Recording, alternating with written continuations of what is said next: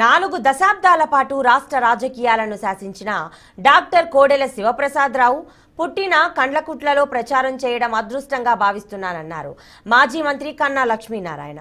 పల్నాడు జిల్లా నకరికల్లు మండలం కండ్లకుంటలో పర్యటించిన మాజీ మంత్రి టీడీపీ సత్తెనపల్లి నియోజకవర్గ ఇన్ఛార్జ్ కన్నా లక్ష్మీనారాయణ బాబు షూరిటీ భవిష్యత్తుకు గ్యారంటీ కార్యక్రమంలో పాల్గొన్నారు.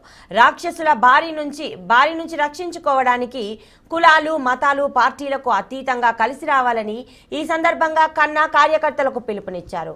కన్నాతో పాటు పలువురు టీడీపీ నేతలు పాల్గొన్నారు.